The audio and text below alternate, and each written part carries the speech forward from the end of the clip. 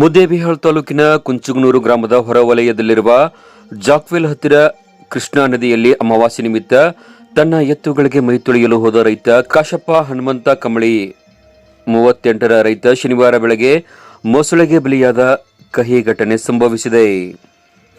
ಎತ್ತುಗಳನ್ನು ತೊಳೆಯುತ್ತಿದ್ದಾಗ ಏಕಾಏಕಿ ಮೊಸಳೆ ಕಾಲು ಹಿಡಿದು ನೀರಿನಲ್ಲೇ ಎಳೆದ ಪರಿಣಾಮ ಕಾಶಪ್ಪ ನೀರಿನಲ್ಲಿ ಮುಳುಗಿ ಕಾಣೆಯಾಗಿದ್ದರು ಎಂದು ಘಟನೆಯ ಪ್ರತ್ಯಕ್ಷದರ್ಶಿ ಭೀಮಣ್ಣ ಭಟ್ಟಕುರ್ಕಿ ಪೊಲೀಸರಿಗೆ ತಿಳಿಸಿದ್ದಾರೆ. ಬೆಳಗ್ಗೆ 7 ಗಂಟೆಗೆ ನಡೆದ ಈ ಘಟನೆಯ ನಂತರ ಅರಣ್ಯ ಹಾಗೂ ಅಗ್ನಿಶಾಮಕ ದಳದ ಸಿಬ್ಬಂದಿ ಗ್ರಾಮಸ್ಥರ ಸಹಕಾರದೊಂದಿಗೆ ಶೋಧ ಕಾರ್ಯಾಚರಣೆ ನಡೆಸಿದರು. ಯಾಂತ್ರೀಕೃತ ದೋಣಿಯ ಸಹಾಯದಿಂದ ಹುಡುಕಾಟ ಮುಂದುವರಿಸಿ ಸಾಯಂಕಾಲ 4 ಗಂಟೆಗೆ ಶವ ಪತ್ತೆಯಾಯಿತು.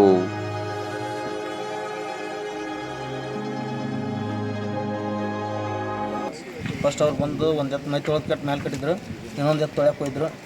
ಅವಾಗ ಎತ್ತು ಕೊಸರು ಬಂತು. ಆಮೇಲೆ ಇಂದ ಮಸುಳಿ ಅವನು ಕುಡಿಯ ಗಪ್ಪದ್ರ ಗಪ್ಪ ಮೊಸಳೆ ನೋಡಿದ್ರಿ? ಹಾಂ, ಕಣ್ಪರ್ಮ್ ನೋಡಿ. ಎಲ್ಲಿ ಹಿಡಿತು ಮೊಸಳೆ? ಮೊಸಳೆ ಹಿಡಿದಿದ್ದು ಕಾಲಿಲ್ರಿ, ಇಬ್ರು ಗಪ್ಪ ಇದ್ದು ಅಲ್ಲೇ ಗಪ್ಪ ಆಗ್ಬಿಟ್ರಿ ಇಲ್ಲೇ ಇಂದ ನೀರಾಗ. ಮೊಸಳೆನೂ ಕಂಡೈತಿ, ಮನುಷ್ಯನೂ ಕಂಡ. ಇಬ್ರು ಕಂಡ. ಎತ್ತುಗಳು ಎರಡು ಎತ್ತು ಒಂದು ಎತ್ತಿದೆ. ಒಂದು ಎತ್ತರ ಅಲ್ಲ, ಮೊಸಳೆ ಎಲ್ಲಿ ಹಿಡಿದಿತ್ತು? ಅವ್ನು ಹಿಡಿದಿದ್ದು ಕಾಲಿಲ್ರಿ, ಇಬ್ರು ಕುಡಿ ಒಮ್ಮೆ ಗಪ್ಪ ಹತ್ತಿರ. ಅದು ಮೊಸಳೆ ಗಪ್ಪ ಹತ್ತಿರ, ಅದು ಮನುಷ್ಯನ ಗಪ್ಪ ಅದಂತ. ಎರಡು ಒಮ್ಮೆ ನೀರ ಹೋಗ್ಬಿಟ್ಟು. ಹಾಂ, ಎರಡು ಒಮ್ಮೆ ನೀರು. ಮೊಸಳೆ ಮಾತ್ರ ಪಕ್ಕ. ಹಾಂ, ಪಕ್ಕ ಮೊಸಳೆ ನೋಡಿ. ನಾವು ನೋಡಿಂದ ಅದರಿಂದ ಮಂದಿ ಆ ಎತ್ತು ಬೆದ್ರ ಬಂದ್ಗಳ ಲಕ್ಷ ಕಡೆ ಹೋಗೈತಿ. ನೀವೇನ್ ಮಾಡಕ್ ಬಂದಿದ್ರಿ ಇಲ್ಲಿ? ನಾವು ಎತ್ತ ಮೈ ತೊಳೆದ. ನಿಮ್ದು ಎತ್ತು ತೊಳಕ್ ಬಂದಿದ್ರಿ. ಈ ಮುಂಚೆ ಈ ತರ ನೋಡ್ರಿ ಏನ್ರಿ? ಈ ತರ ಮುಂಚೆ ನೋಡಿದ್ರಿ ಮೊಸಗಳು ಬರೋದು ಕಾಮನ್ ಅಲ್ರಿ. ಮತ್ತೆ ದಿನನಿತ್ಯ ಬರ್ತದೆ. ಮತ್ತೆ ಡಂಗರ ಪಂಗ್ರ ಏನು ಹೊಡ್ಸಂಗಿಲ್ಲ ಇಲ್ಲಿ? ಮತ್ತು ಎಲ್ಲ ಬರಬಾರ್ದಲ್ಲ ಮತ್ತೆ ಡಂಗರ ಪಂಗ್ರ ನೋಡಿದ್ರು? ಅಮಾಸೆ ಐತಂತ ಬರೋದಲ್ರಿ ಸರ್. ಮತ್ತೆ ನೀರು 3 ದಿವಸ ಆತ್ರಿ, ಸರಿಯಾಗಿ ನೀರು ಬಿಟ್ಟಿಲ್ರಿ. ಅಲ್ಲಿ ನಾಲ್ಕರ ತೊಳ್ಯಾಕಾರ ಬರ್ತದೆ. ನಾಲ್ಕರ ತೊಳಿತಿದ್ರಿ.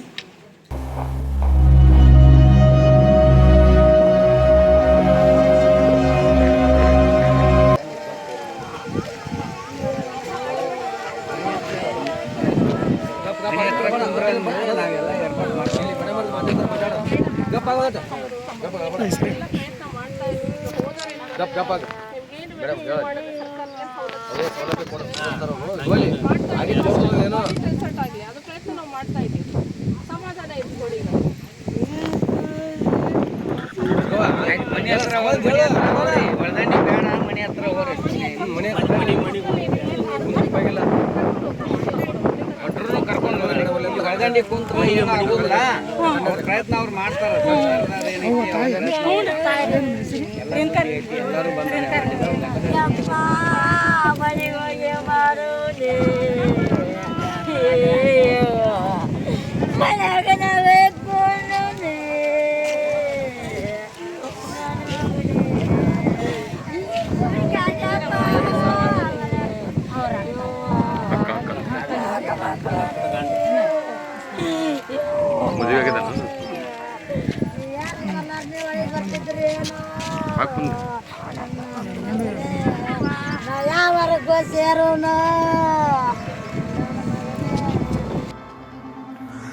ಅಗ್ನಿಶಾಮಕ ಠಾಣೆಯ ಪ್ರಭಾರಾಧಿಕಾರಿ ನಾಗೇಶ್ ರಾಠೋಡ್, ಸಿಬ್ಬಂದಿ ಶಿವಾನಂದ್ ವಾಲಿಕಾರ್, ಶಕೀಲ್ ಅಹಮದ್ ಅವಟಿ, ಕಾರ್ತಿಕ್ ಅಜ್ಮನಿ, ಬಸವರಾಜ್ ಭಜಂತ್ರಿ, ರಾಜು ರಾಠೋಡ್, ಸುನಿಲ್ ನಾಯಕ್, ವಿರೂಪಾಕ್ಷಿ ಪೂಜಾರಿ ಹಾಗೂ ಗ್ರಾಮಸ್ಥರು ಶವ ಪತ್ತೆ ಕಾರ್ಯಾಚರಣೆಯಲ್ಲಿ ಭಾಗವಹಿಸಿದ್ದರು. ಪಿಎಸ್ಐ ಸಂಜಯ್ ತಿಪ್ರೆಡ್ಡಿ ಅವರು ಸಹ ದೋಣಿಯಲ್ಲಿ ಕುಳಿತು ಶೋಧ ಕಾರ್ಯದಲ್ಲಿ ಪಾಲ್ಗೊಂಡರು. ಈ ವೇಳೆ ವಿಜಯಪುರ ಪ್ರಾದೇಶಿಕ ಅರಣ್ಯ ಇಲಾಖೆಯ ACF Bhagyavant Masudi, tahsildar Keerthi Chalak, RFO Basanagouda Biradar, CPI Mohammed Fasiuddin, PSI Sandeep Tipreddy ಸ್ಥಳಕ್ಕೆ ಭೇಟಿ ನೀಡಿ ಕಾರ್ಯಾಚರಣೆ ವೀಕ್ಷಿಸಿ ಮಾರ್ಗದರ್ಶನ ನೀಡಿದರು. ಮೃತನ ಕುಟುಂಬಸ್ಥರಿಗೆ ಸಾಂತ್ವನ ತಿಳಿಸಿದರು.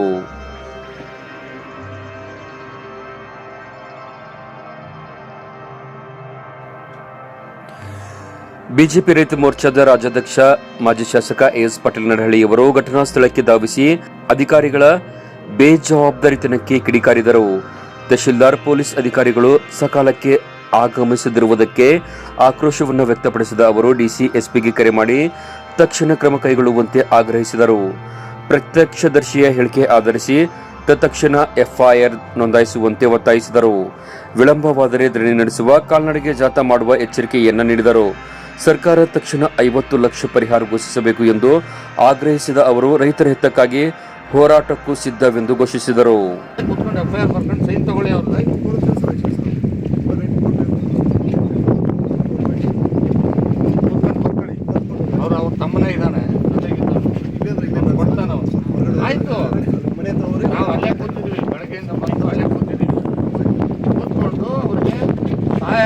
ಮಾಡಿ ಅರ್ಥ ಆಯ್ತಾ?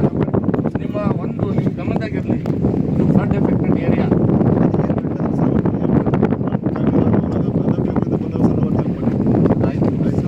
ಈಗ ತಕ್ಷಣ ಎಫ್ಐಆರ್ ತಗೊಳ್ಳಿದ್ರೆ ಮುಂದಿನ ಏನು ಮಾಡೋಕ್ಕಾಗಲ್ಲ. ಎರಡನೇದು ನಿಮ್ಮ ಗಮನದಾಗಿರಲಿ, ಇದು ಫ್ಲಡ್ ಎಫೆಕ್ಟೆಡ್ ಏರಿಯಾ. ರಾತ್ರಿಯಿಂದ ನೀರು ಬಿಡ್ತಾ ಇದ್ದಾರೆ. ಪ್ರತಿ ಊರಲ್ಲಿ ಪೊಲೀಸರು, ಫಾರೆಸ್ಟ್ ಡಿಪಾರ್ಟ್ಮೆಂಟ್ ಅವರು ಇರಬೇಕು. KBJ ನಲ್ಲಿ ಒಂದು ಸೆಕ್ಷನ್ ಇದೆ, ಅದಕ್ಕೋಸ್ಕರ ಫಾರೆಸ್ಟ್ ಸೆಕ್ಷನ್ ಇದೆ. ಒಬ್ಬನ ಆಫೀಸರ್ ಇದ್ದಾನೆ ಇಲ್ಲಿ. ಆಮೇಲೆ ನಿಮ್ಗೆ ಒಂದು ಮಾತು ನಾನು ಮಾತಾಡ್ತೀನಿ ಸರ್, ಅವಕಾಶ ಸರ್. ಒಂದು ಯಾರೋ ಫೋನ್ ಹಚ್ಚಿ ಸಾಕು ಸರ್. ನೀನು ನೈಟ್ ರೋಡ್ ಒಂದು ಕೇಳ್ಬೋದು, ಅಫಿಷಿಯಲ್ ಕೇಳ್ಬೋದು ಸರ್. ನನ್ನ ಪ್ರತಿ ಶುಕ್ರಕ್ಕೂ ನೈಟ್ ನಿಮ್ಮ ಬೀಟ್ ಪೊಲೀಸ್ ನನಗೆ ಬೆಳಗ್ಗೆ 7:00 ಬಂದ್ಮೇಲೆ ಮಾಹಿತಿ ನಮ್ಮ ಬೀಟ್ ಫಸ್ಟ್ ಅವ್ರಿಗೆ ಸರ್ ಮೊಸಳೆ ಹಿಡ್ಕೊಂಡು ಹೋಗಿದೆ ಅಂತಂದ್ಮೇಲೆ ಒಬ್ಬ ಬೀಟ್ ಪೊಲೀಸ್ ಬಿಟ್ಟರೆ ಬೇರೆ ಯಾರೂ ಇಲ್ಲ. ನಿಮ್ಮ ಇಲಾಖೆ ಪ್ರತಿಯೊಂದು 42 ಹಳ್ಳಿಗಳಲ್ಲಿ ನೀವು ಮನುಷ್ಯ ಸರ್. ಏನಾಗಿದೆ ಸರ್, ಒಂದು ಕುದುರೆ ಸರ್ ನನಗೆ ಒಂದು ಒತ್ತುವರಿ ತಲುಪ ಕಾರ್ಯಾಚರಣೆ ಸರ್. ನಮಗೂ ಗೊತ್ತಾಯ್ತು ಸರ್.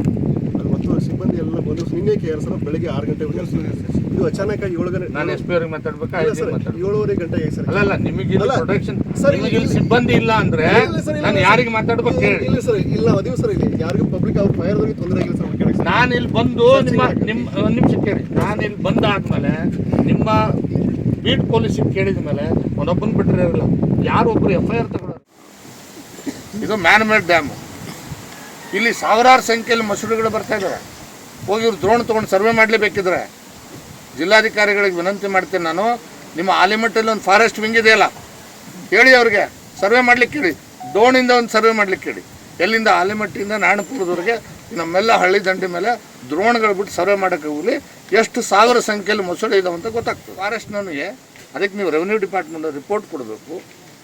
ಇದು KBJ ನಲ್ಲೂ ಹೊಣೆಗಾರರು ಇದ್ದಾರೆ. ಪ್ರತಿಯೊಂದು ಇಲಾಖೆನೂ ಕೂಡ ಜವಾಬ್ದಾರಿ ತೊಗೋಬೇಕಾಗ್ತದೆ. ತೊಗೊಂಡು ಆ ರೈತನ ಕುಟುಂಬ ಪಾಪ ಅವನಿಗೆ ಬರೀ 34 ವರ್ಷ ರೀ, ಅವನಿಗೆ 2 ಮಕ್ಕಳಿದ್ದಾವೆ, 4 ಮಕ್ಕಳಿದ್ದಾವೆ. ಪಾಪ ಅವ್ನು ಹೆಂಗೆ ಬದುಕಬೇಕು ಅವನು?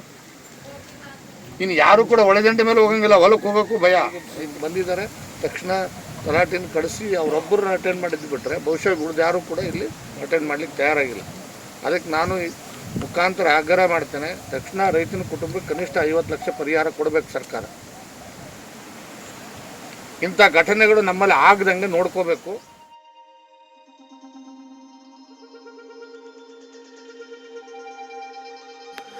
ಬಿಜೆಪಿ ರೈತ ಮೋರ್ಚಾ ರಾಜ್ಯಾಧ್ಯಕ್ಷ AS Patil Nadahalli, PLD bank ನಿರ್ದೇಶಕ ನೀಲಕಂಠರಾವ್ ದೇಶಮುಖ್, ಬಿಜೆಪಿ ಮಂಡಲ ಅಧ್ಯಕ್ಷ ಜಗದೀಶ್ ಪಂಪನ್ನವರ್, ಅಶೋಕ್ ರಾಠೋಡ್, ಸಂಜಯ್ ಬಾಗೇವಾಡಿ ಸೇರಿದಂತೆ ಹಲವರು ಸ್ಥಳಕ್ಕೆ ಆಗಮಿಸಿ ಸಂತ್ರಸ್ತ ಕುಟುಂಬಕ್ಕೆ ಧೈರ್ಯ ತುಂಬಿದರು.